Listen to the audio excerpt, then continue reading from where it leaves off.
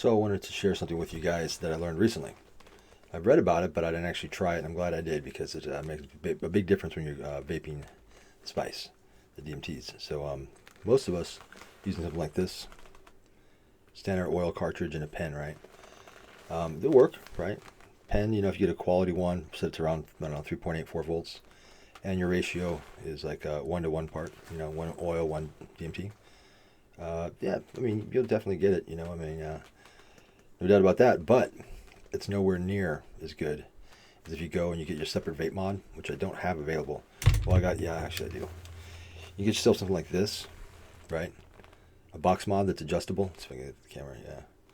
So it's adjustable, and you want to set it to about 30 to 40 watts.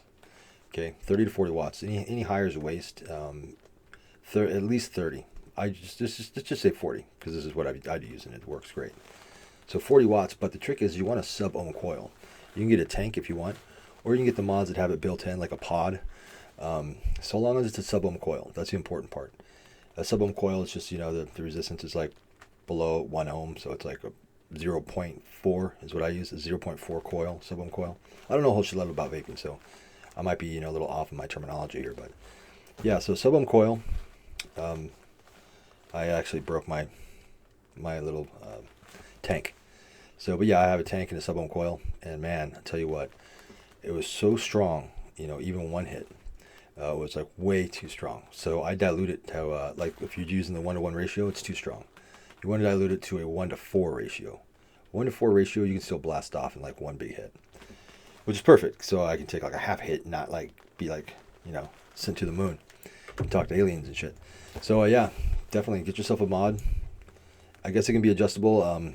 This one is, I also have one that's a fixed one that's at 40 watts. So make sure you keep it, if it's a fixed one, make sure you keep it fully charged. Actually, make sure you keep both of them fully charged, because they don't work right if they're not, full power. 40 watts, sub-ohm coil. Mix your spice to oil ratio at a 1 part to 4. 1 part spice, 4 parts oil. And yeah, it's the way to go. It does go through oil a little bit faster, but so basically what it's doing is, I think anyway, a sub-ohm coil will get you the bigger clouds or stuff. I think it just burns more at the same time. So it's basically like getting like 3 or 4 hits out of this at the same time.